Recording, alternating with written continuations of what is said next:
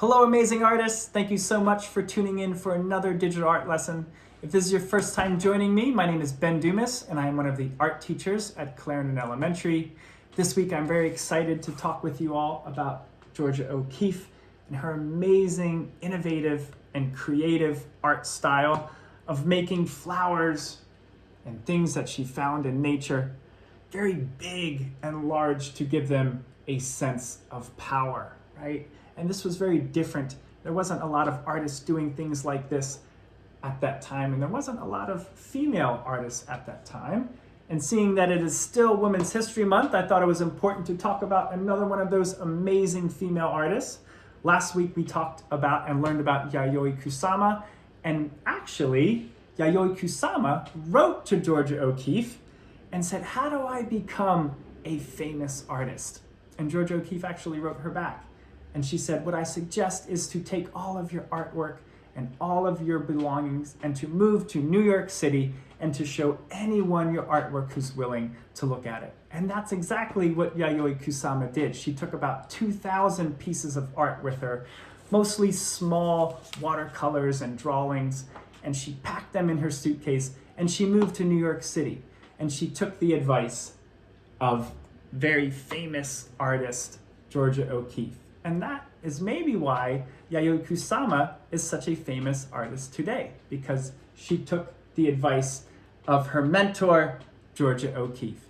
So let's talk about Georgia O'Keeffe. We're going to learn about her amazing style and how she became such a successful artist.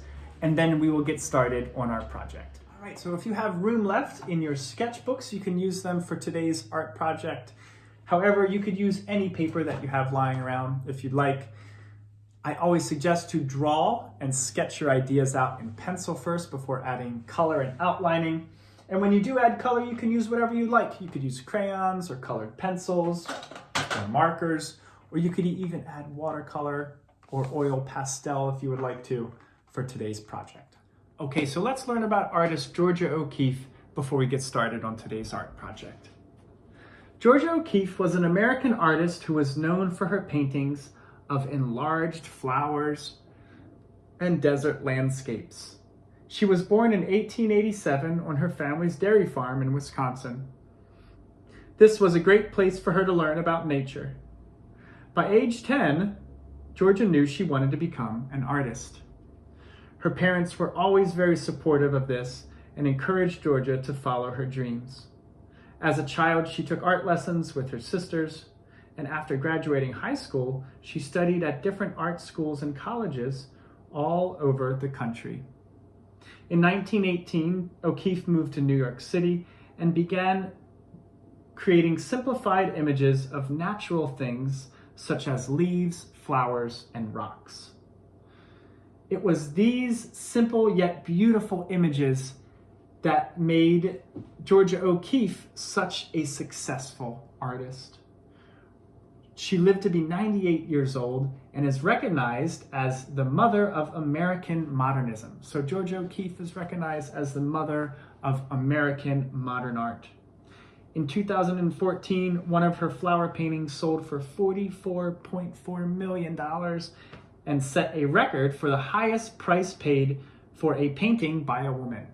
So Georgia O'Keeffe has made an amazing impact on the art world over the years. She's inspired lots of artists at that time when she was alive and creating art, and she still continues to inspire artists today. So Georgia O'Keeffe, very important to learn about. If you like some of the paintings that you saw of the flowers or the nature scenes that she did, you can further research her art.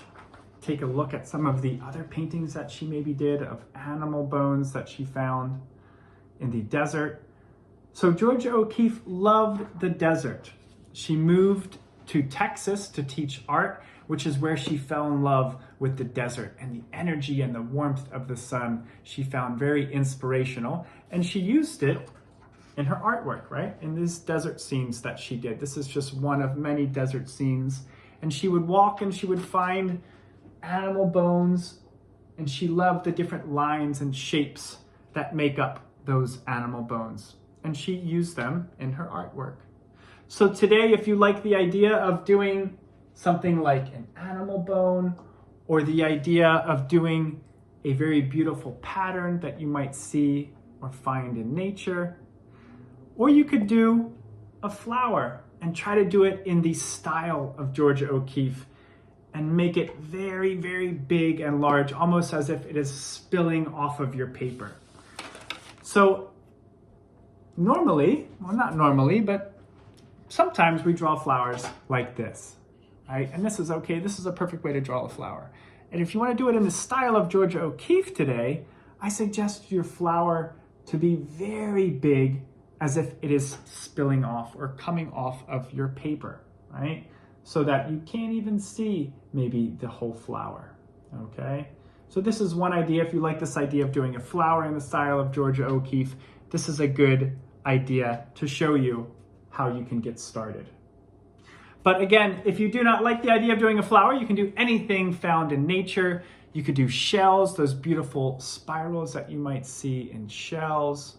Or you could even just do an abstract design where you're really focusing on colors and shapes and lines. Georgia O'Keeffe was very, very popular and known for this abstract art, where it didn't really necessarily have to represent a certain thing, right? This doesn't really look like a leaf or a shell. It just focuses on colors, lines, and shapes. So this is very beautiful. If you like this idea, this one does look a little bit more like a flower, but if you do like this idea of doing an abstract drawing or painting or piece of art that focuses on shapes and colors and lines, you can go ahead and do that for today's project. Well, I hope you all had fun learning about artist Georgia O'Keeffe. There's lots of books written about her. There's lots of ways to become informed and to learn about Georgia O'Keeffe. You can research her artwork and look at more of her amazing paintings. And I can't wait to see what you all come up with. I'll see you all next week. Bye, everyone.